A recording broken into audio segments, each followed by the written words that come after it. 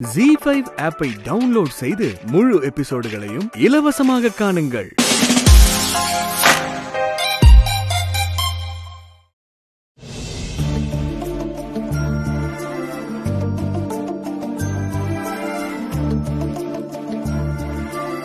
குழந்தை நல்லா தானே தூங்கிட்டு இருக்கா, அப்புறம் எதுக்கு அத்தை குழந்தை அழுகுதுன்னு சொன்னாங்க? அதிரா,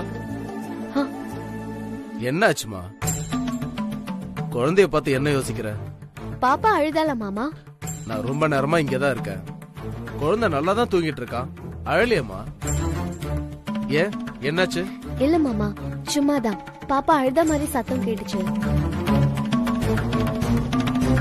நாம நம்ம மாமியார வெறுப்பேத்துனதுனால நம்ம கிட்ட குழந்தை அழுதுன்னு அவங்க போய் சொல்லிருக்காங்க. நான் ஒருத்தி அவங்க பேச்செல்லாம் கேட்டுட்டு நம்ப ஆரம்பிச்சிட்டனே. அதிரா,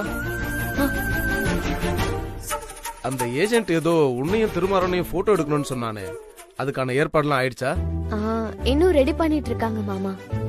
ஆதிரா, இந்த புடவை உனக்கு ரொம்ப அழகா இருக்குமா. தேங்க்ஸ் மாமா. சரிம்மா, நீ போ, குழந்தைய நான் பாத்துக்கிறேன். சரியா? நீ போ. சரிங்க மாமா.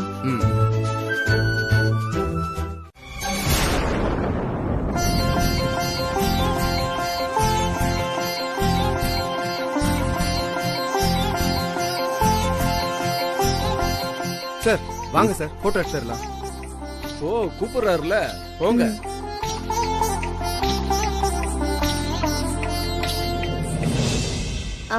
ஒரு நிமிஷம். என்னம்மா? மாமா, ஒரு ஹெல்ப். சொல்லுமா. நீங்க என் போன்ல எங்க ரெண்டு பேரையும் விதவிதமா போட்டோ எடுத்து தரீங்களா? அதுக்கு என்னம்மா, எடுத்துட்டா போச்சு. நீ போய் திருமாரம் பக்கத்துல ஜோடியா நில்லுமா, நான் போட்டோ எடுத்து அசத்திடுறேன். சரியா? நீ போ. தேங்க்ஸ் மாமா.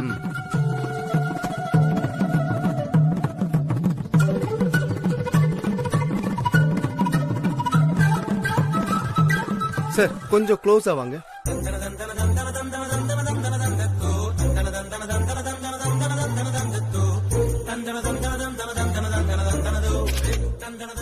சார் அவங்க தோல்ல கை போட்ட மாதிரி ஒரு ஸ்டில் சார்.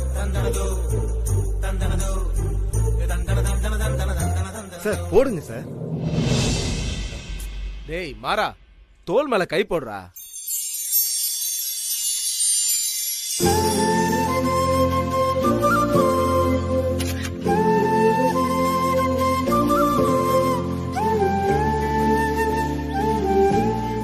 இருமா.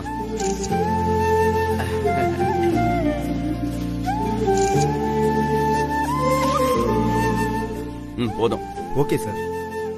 ஆஹா, அடடடடா, என் மகனையும் மருமகளையும் இப்படி ஜோடியா பாக்குறதுக்கு எவ்வளவு அழகா இருக்கு.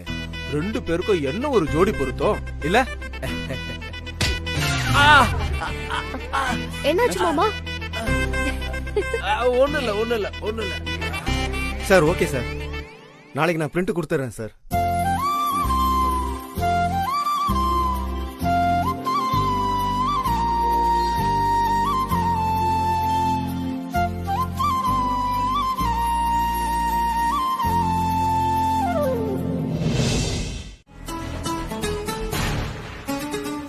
உனக்கு தர்ம சங்கடமா இல்லைன்னா உன் இஷ்டம் சாரு. தேங்க்ஸ் அகிலா.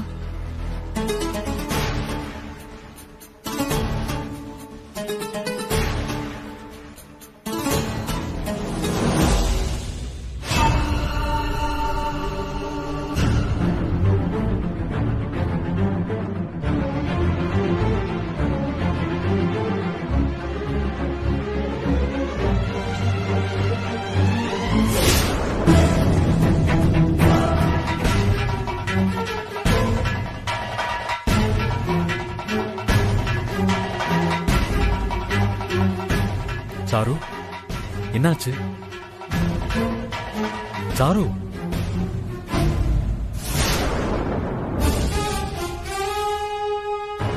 சாரு,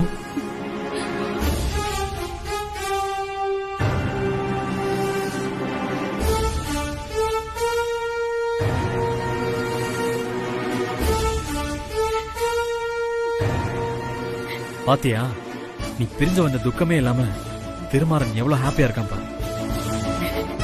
இது புரியாம நீதான் என்ன நேரமும் அவனே நினைச்சு புலம்பிட்டு இருக்க. ரொம்ப நல்லவன், அவனுக்கு என்ன ரொம்ப பிடிக்கும், அவன் நல்ல மனசை புரிஞ்சுக்காம நான் அவனுக்கு துரோகம் பண்ணிட்டேன், அப்படி இப்படின்னு புலம்பிக்கிட்டே இருக்கேன். ஆனா அவன் உன்னை பத்தி யோசிக்கிற மாதிரி தெரியலையே. எப்படி சந்தோஷமா போஸ் கொடுத்திருக்கான் பாரு.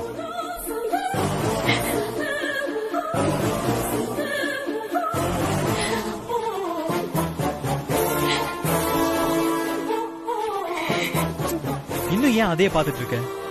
ஆஃப் பண்ணி எடுத்து வை. அகிலா, எனக்கு ஒரு டவுட். என்ன? திருமாறன் என்ன பத்தி யோசிக்கிறாரா இல்லையாங்கறதெல்லாம் ஒரு பக்கம் இருக்கட்டும். ஆனா அவர் ஏன் இந்த ஆதிராவோட சேர்ந்து இவ்ளோ க்ளோஸா போஸ்ட் கொடுத்துட்டு இருக்காரு?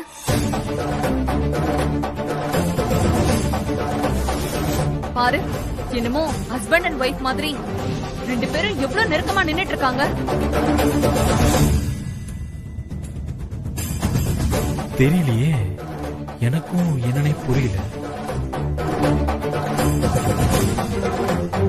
வரும். அதுக்கப்புறம் தான் இங்க மோட்டர் ஆன் ஆகும். அதுக்கப்புறம் தான் தண்ணி வந்து உங்க பையன் குளிக்க முடியும். ஏய் இருடி, என்ன நீ பாட்டுக்கு அடுக்கடுக்கா சொல்லிட்டே போற? நான் எப்ப போய் இபி ஆபீஸ்ல பில்ல கட்டுறது, எப்ப கரண்ட் வந்து என் புள்ள குளிக்கிறது? இதெல்லாம் இப்ப யோசிச்சு என்ன பண்றது அத்த? கரண்ட் இல்லன்னு தெரிஞ்சு காலையிலே தண்ணி பிடிச்சி ஸ்டாக் பண்ணிருக்கணும்ல. பாருங்க, நம்ம எதிர்த்த வீட்ல காலையிலே டேங்க்ல இருந்த எல்லா தண்ணியும் பிடிச்சு பேரலல் ஸ்டாக் பண்ணிட்டாங்க.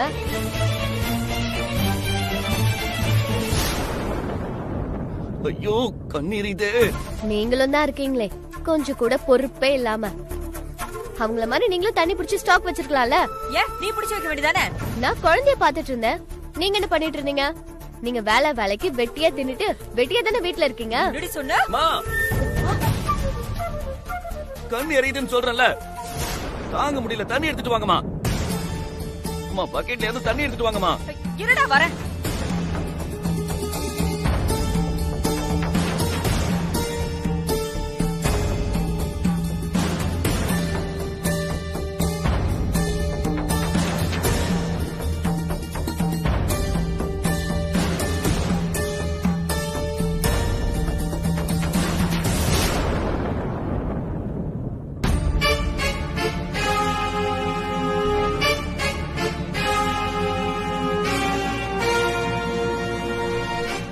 ஆபத்துக்கு பாவம் இல்ல, ஒரே ஒரு பக்கெட் தண்ணி மட்டும் குடுக்க முடியுமா?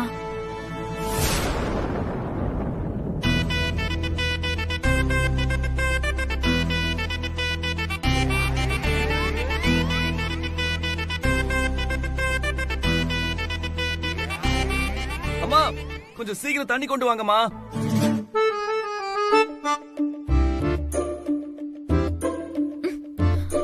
ஏய், எதுக்கு இப்ப பக்கெட் புடுங்குற? குருடி சரண்யா கிட்ட தண்ணி தரட்டும். என்னத்த நீங்க மறந்துட்டீங்களா? இவங்கெல்லாம் நம்ம எதிரிங்க. இவங்க கிட்ட எல்லாம் நம்ம பேசவே கூடாது. தண்ணி மட்டும் எப்படி வாங்கி யூஸ் பண்றது?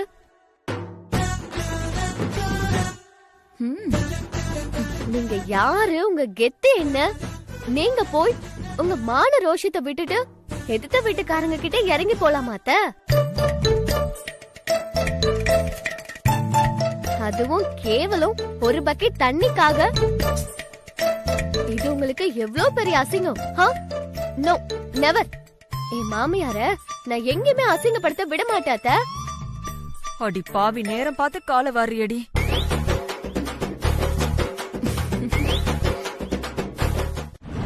என்ன எல்லாரும் ஒண்ணு கூடி இருக்காங்க? அப்ப ஏதோ ஒரு முக்கியமான விஷயத்த பேச போறாங்க. அநேகமா நம்ம பேசின வரதட்சணை பிரச்சனையா தான் இருக்கும். என்னதான் பேசுறாங்கன்னு பாப்போம். என்னங்க இன்னும் தூங்கலையா? இருக்கிற பிரச்சனையில எப்படிமா தூக்கம் வரும்?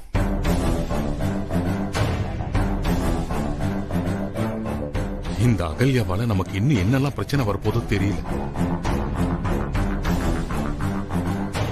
இது வரைக்கும் அவ நமக்கு பண்ண குடும்பம்லாம் பத்தாதுன்னு இப்ப புதுசா ஆதிராவோட வரதட்சணை பிரச்சனையை கிளப்பியிருக்கா.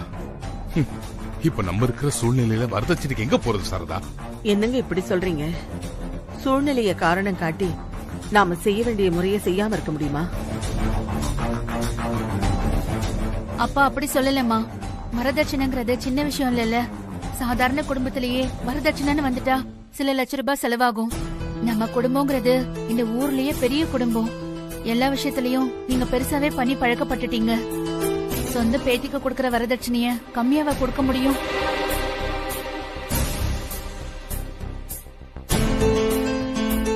அதுக்கு நமக்கு பல லட்சம் தேவைப்படும்ல. அவ்வளவு பணத்துக்கு இப்போதைக்கு நம்ம எங்க போறதுன்னு தான் அப்பா ஃபீல் பண்றாரு.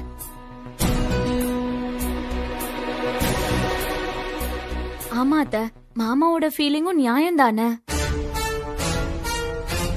இப்போ நம்மளோட சூழ்நிலையை பத்தி யோசிக்காம நீங்க பாட்டுக்கு உங்க பொண்ணுகிட்ட அவசரப்பட்டு வார்த்தையை விட்டுட்டீங்களே.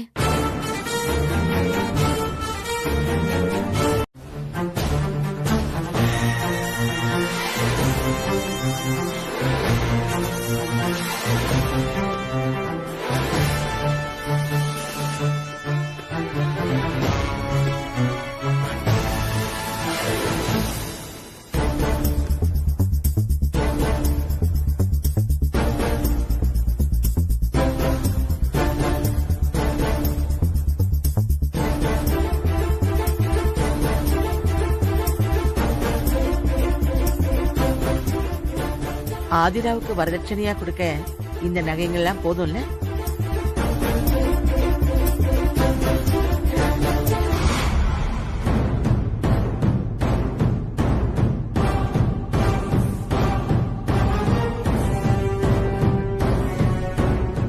இவ்ளோ நகைங்களும் எனக்காக கிடைக்க போதே.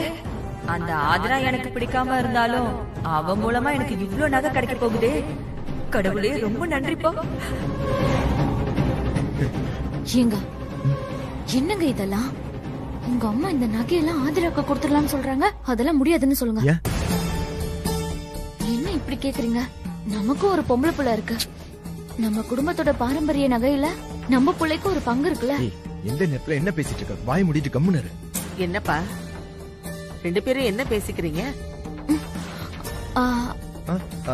அதெல்லாம் ஒண்ணு இல்லம்மா.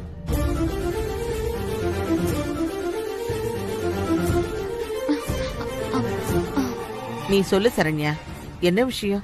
அது வந்து அத்தை. ஏய், சும்மா இருக்க மாட்டியா? அம்மா, அதெல்லாம் ஒண்ணு இல்லம்மா. ஏய், நீ அமைதியர்றா. அவ ஏதோ சொல்ல வரா, சொல்லட்டும். நீ சொல்லுமா.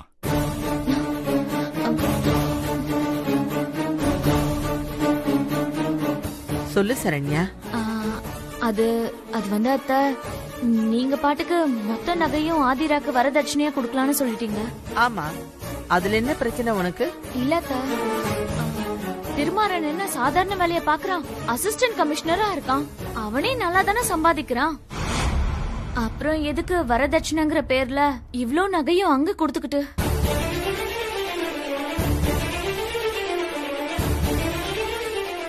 ஏதோ வாக்கு கொடுத்துட்டீங்க, அதனால பேருக்கு வரதட்சணையா கொஞ்சம் நகைய கொடுத்துட்டு மீதிய இல்ல மீதிய நம்ம பிசினஸ் டெவலப் பண்றதுக்காக யூஸ் பண்ணிக்கலாமேன்னு சொல்ல வந்தேன். பிசினஸ் எல்லாம் அப்புறமா பாத்துக்கலாம். இப்ப இந்த நகை எல்லாம் ஆதிராவுக்கு தான்.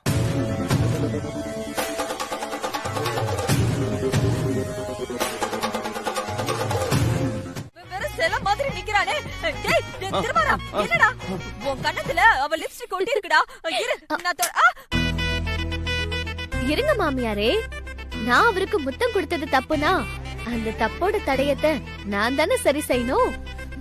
எப்படி சரி செய்ய போற? சொல்றேன், குழந்தைய புடிங்க. நீ குழந்தைய கையில வச்சுக்கிட்டே சரி பண்ணு. அப்படியா? அதுவும் வசதியா தான் இருக்கும்.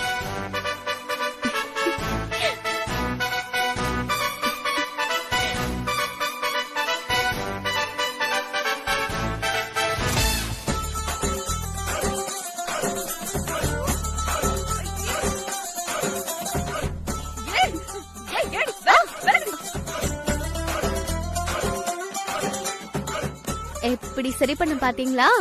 மரியாதை இங்க இருந்து போயிடு. பொன்னாடி நீ.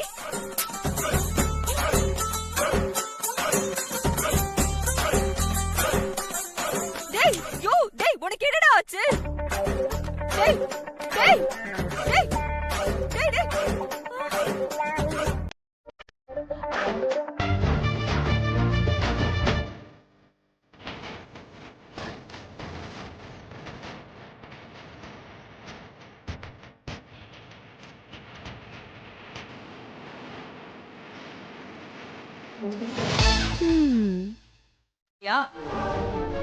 உன் பரம்பரை நகை அத்தனையும் உனக்கு தான் சேரணும். எல்லாத்தையும் இப்பயே கேட்டு வாங்கு. அதெல்லாம் எல்லா நகையும் கொடுக்க முடியாது அத்த. மொத்தத்தையும் கொடுத்துறாதீங்க அத்த. சரண்யா, நான் தான் ராத்திரியே நம்ம பிசினஸ் டெவலப் பண்ண வேற ஏதாவது வழி பண்ணிக்கலாம். இப்ப மொத்த நகையும் ஆதிராவுக்கே கொடுத்துடலான்னு சொன்னேன்ல. அப்புறமும் ஏமா பிரச்சனை பண்ணிட்டு இருக்க? கேக்குறாங்கல்ல, பதில் சொல்லு. அத்த, நான் எல்லா நகையும் ஆதிராக்கே கொடுக்க வேணாம்னு சொல்றது நம்ம பிசினஸ் டெவலப் பண்றது மட்டும் காரணம் இல்ல, இன்னொரு காரணமும் இருக்கு.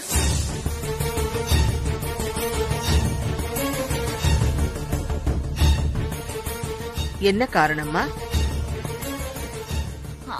அது இந்த வீட்ல ஆதிரா மட்டும் உங்க பேத்தி இல்லல, என் பொண்ணு காவேரி உங்க பேத்தி தானே.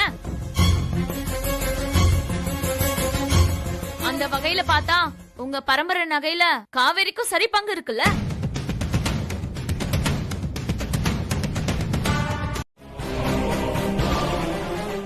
இத பாரு சரண்யா, நகை விஷயத்துல உனக்கு இப்படி ஒரு எண்ணம் இருக்குங்கிறது எனக்கு தெரியாம போயிடுச்சு.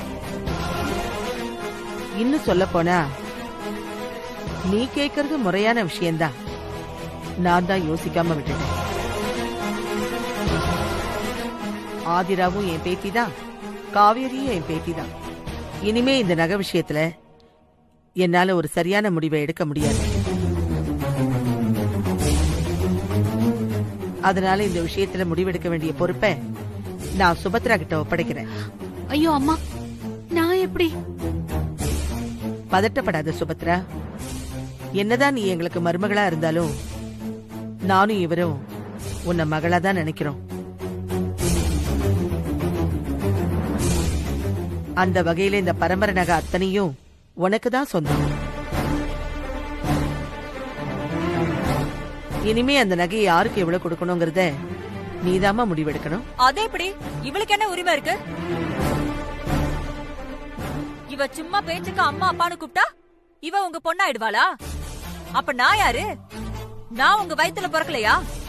நீ அந்த மாதிரியா நடந்துக்கிற? இப்ப நீங்க என்னதான் சொல்ல வரீங்க? நான் ஆல்ரெடி சொல்லிட்டால, நகை விஷயத்துல முடிவு எடுக்க வேண்டிய பொறுப்பு சுபத்ராக்கு மட்டும் தான் இருக்குன்னு. சுபத்ரா என்ன முடிவு எடுத்தாலும் அதை எல்லாரும் சந்தோஷமா ஏத்துக்கங்க.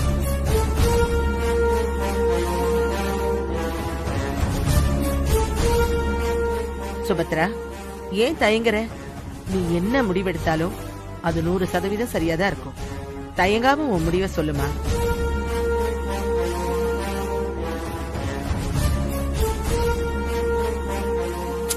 தயங்காம உன் முடிவை சொல்லுமா. நான் என்னோட பங்கு நகையை சரிசமமா பிரிச்சு பாதி ஆதிராவுக்கும் பாதிய காவேரிக்கும் கொடுக்கலான்னு முடிவு பண்ணிருக்கேன்.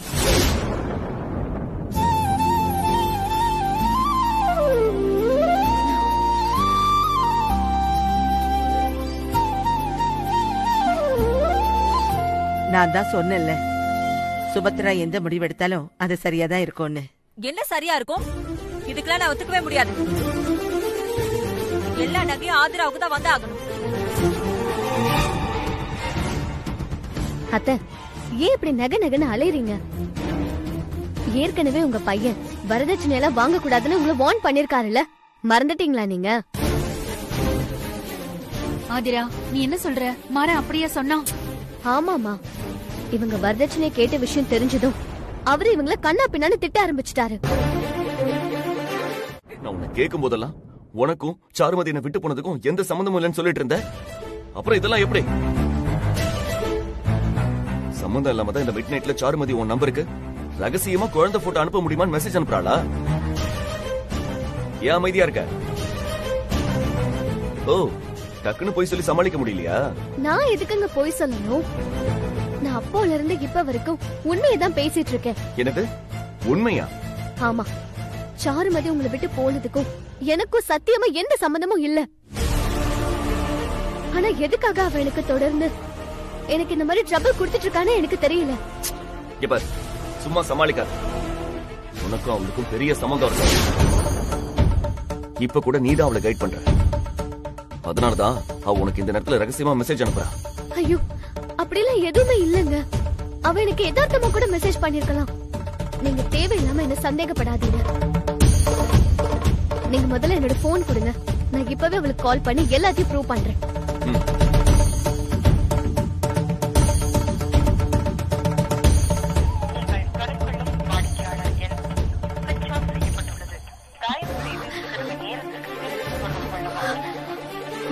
என்ன ஏதோ ப்ரூவ் பண்றேன்னு சொன்ன? பண்ணு. சாருமதி போன் ஸ்விட்ச் ஆஃப்னு வருது. நினைச்சேன் இதான் நடக்கும். நீயும் அவளும் எல்லா பிளானையும் பக்காவா தான் பிளான் பண்றீங்க. ச்சே.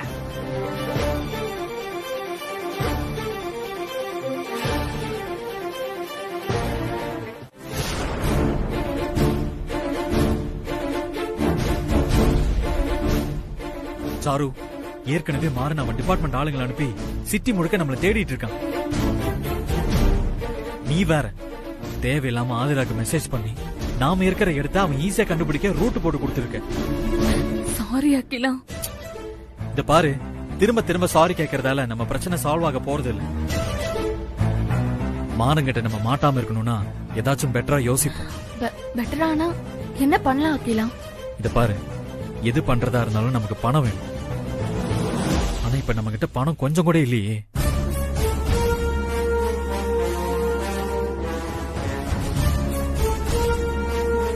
ஆல்ரெடி என் ஃப்ரெண்ட் ஆகாஷ் கிட்ட பணம் கேட்கட்டுமான்னு உன்கிட்ட கேட்டேன்ல, நீ தான் வேண்டான்னு சொல்லிட்ட. உன் ஃப்ரெண்டு கிட்ட உன்னால எவ்வளவு கேட்க முடியும்? ஒரு 50,000 இல்ல அதிகபட்சம் 1 லட்சம். அதுக்கு மேல முடியாது இல்ல. ஆனா நமக்கு 1 லட்சம் எல்லாம் பத்தாது. நமக்கு நிறைய பணம் வேணும்.